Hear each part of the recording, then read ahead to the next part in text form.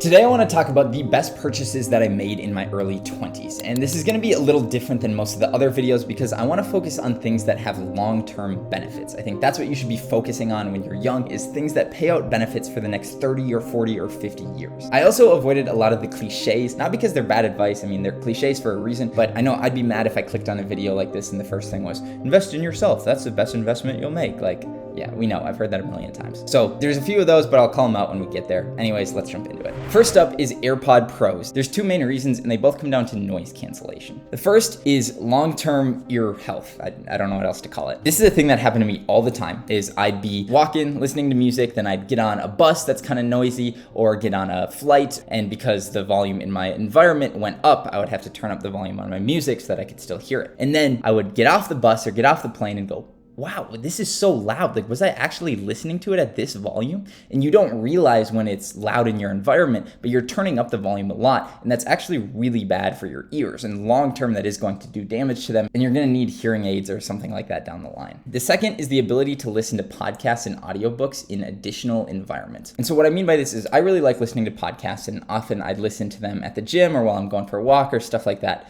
But when it's really loud in my environment, it's just hard for me to focus on what they're saying in the podcast or audiobook. So it's like, especially at the gym, I just stopped listening to podcasts because I felt like A, I wasn't getting anything from it, and B, it was just really hard to actually concentrate. But with the noise canceling on the AirPod Pros, it's so good that you can be fully focused, fully dialed in, and you end up learning a lot from the podcast or audiobook. So they cost about $250, and then I added this thing, lifetime cost to ignore, which is basically, if you don't do this, what will be the long-term effects? And here it's gonna be hearing damage as well as potentially a loss of knowledge if you're listening to a lot of podcasts and stuff like that. Next up is Spikeball, but the broader theme here is not just Spikeball, but an activity that brings friends together.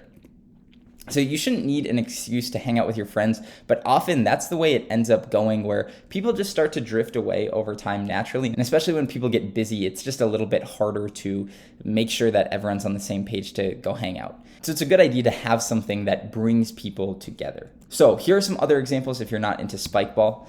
Poker is another one. I recently bought a poker set and then would host poker nights. Met a bunch of cool people, and now I'm friends with people I otherwise wouldn't be from that. Sports is a great one. So like you can do Spikeball, pickleball, frisbee, tennis, stuff like that. All really work. Kind of a weird one, but I think a subscription to watch The Bachelor. Like, I know a lot of girls who their one main thing they do every week is get together with all their friends and watch The Bachelor. But that requires that someone actually has a subscription. And I think if that's something your friends do, that would be worthwhile. I think The Bachelor is kind of silly, but it doesn't matter. Cost here is pretty cheap. It varies a little bit. The cost to ignore is potentially you'll have decrease in friendships, not as many friends, as well as loneliness and stuff like that. Next up is a Kindle. So I bought a Kindle a little while ago, and a Kindle offers a ton of benefits that books don't. So highlighting is way, way, way easier on the Kindle. You just drag and drop, super quick. Note-taking is really easy. The other good thing about highlighting is that you can see all your highlights in one place. So you don't actually have to flip through a book and look at like, oh, did I highlight this? Did I highlight this? You just see it all in one place and can easily go from there. As well as the ease of use, that you can just carry around this one thing, this one digital device, and have all of your books, as opposed to if you wanted to have all of your physical books, I mean, that's like tons of pounds that you're carrying around. The other thing is, hypothetically, I'm not saying I did this because technically it's illegal, but you can get a lot of books for free. I remember in college there was a website that people would use to pirate textbooks from, but it turns out you can also get regular books from there for free and then send them to your Kindle for free and just read all the books you want, basically ever, for free. Again, I'm not saying I do this, and don't do it either, but it is a thing. You can also read articles on a Kindle, at least if you have the Kindle Fire. This is great for me because I'll always come across articles that I want to read, but just not right then because I'm busy with something else. And so I use this app called Pocket, and you just click Save to Pocket, and then it saves it to this app. There's an app for Kindle too, so then you open it on your Kindle, and you can read all of the articles. It like removes all the ads and stuff too, so it's really simple. Costs $60 for the Kindle Fire.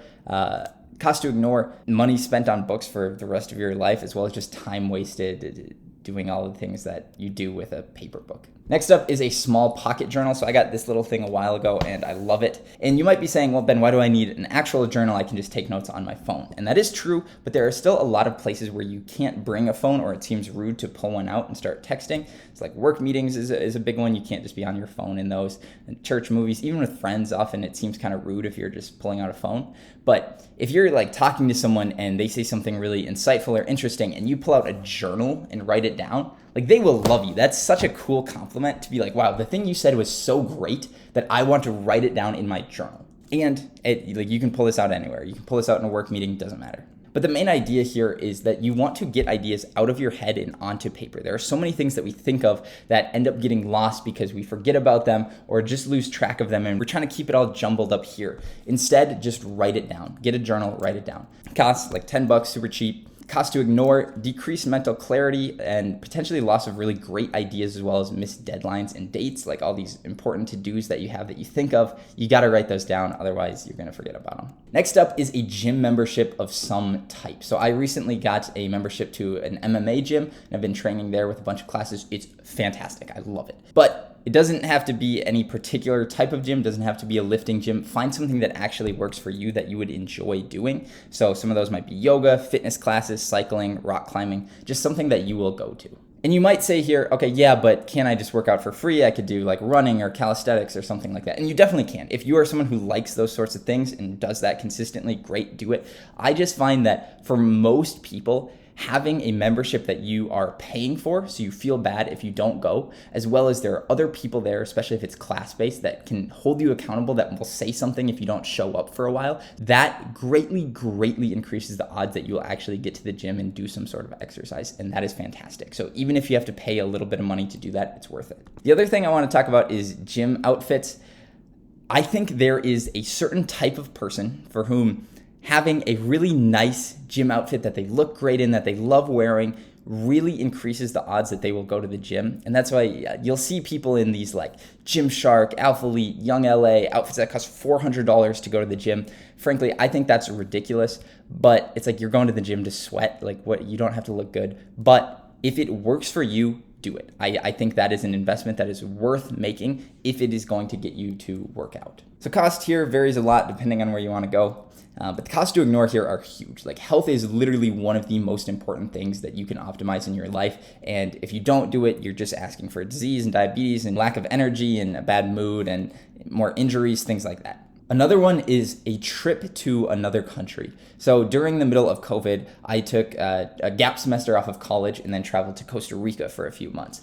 And it was one of the best decisions that I ever made. And I would really highly recommend it, just at least one trip to some other country. And people will say, okay, yeah, but traveling is expensive. And that's true. I think there's some travel influencers out there who are saying things like, oh, travel is not that expensive. You just need these 14 hacks and then it'll be so cheap. It's like, no, like it is actually expensive.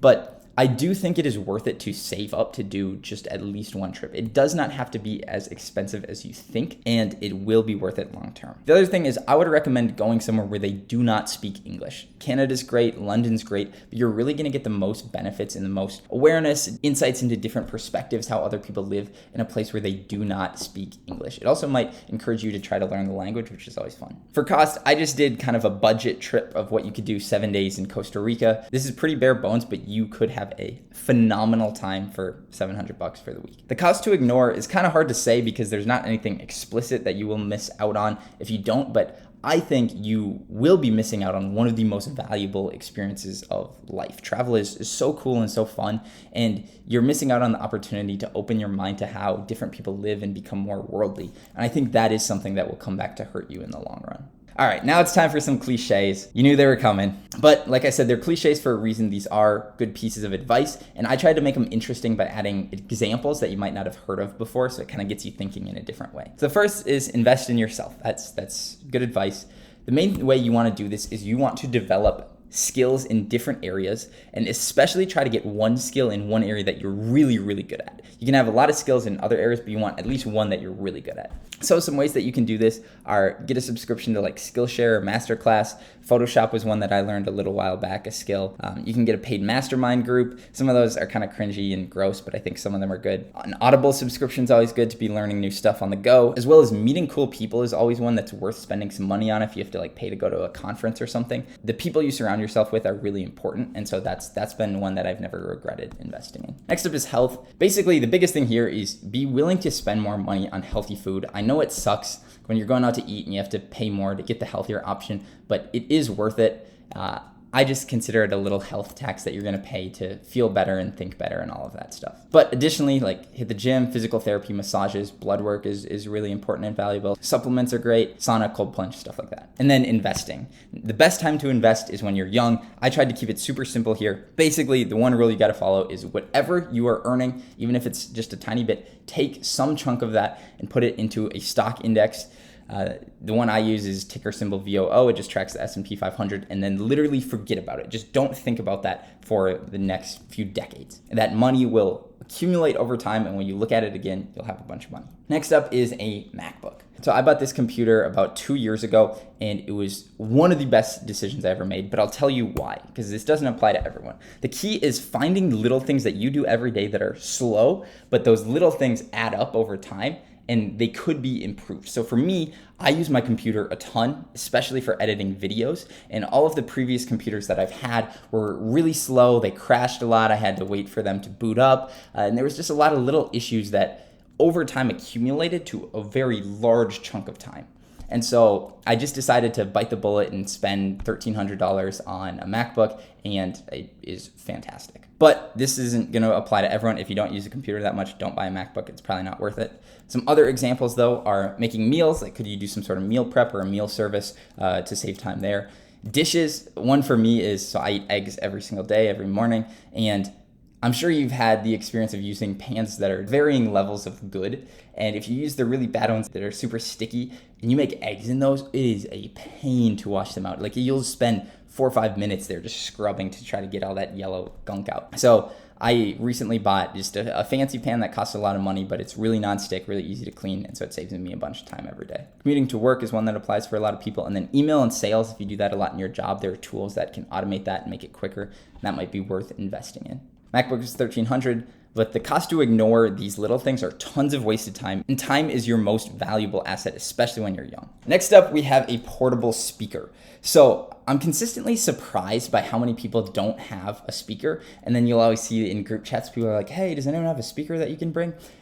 Do yourself a favor and just get a speaker. They improve the mood of literally every single gathering that you go to. Like, you get to increase the level of fun, increase everybody's enjoyment, and you get to be the one in control of the mood. So also, if you want to go a little bit more chill and people are just hanging out, talking, you can do that too. The great thing about a speaker is that they're pretty cheap, and the difference between no speaker and a cheap speaker is way, way, way, way bigger than the difference between a cheap speaker and an expensive speaker. Lifetime cost to ignore, I guess it's not huge, but you'll have less fun gatherings. It's just great to have a speaker. So 2 final things. 1, gentleman's agreement, or if you're a woman, the lady's understanding. You thought this video was free? That is not true. Consider this an agreement between 2 gentlemen, and the agreement is that I just created this video for you and put lots of time and energy into making it. And so what you have to do in return is you have to like the video. That's it. That's all you have to do. You don't have to subscribe or do anything else. You can subscribe if you want, but that's not part of the agreement. Secondly, if you like this style, let me know. I'm kind of trying out something new here. So let me know in the description. I really do look at that, and I appreciate the feedback. Peace, guys.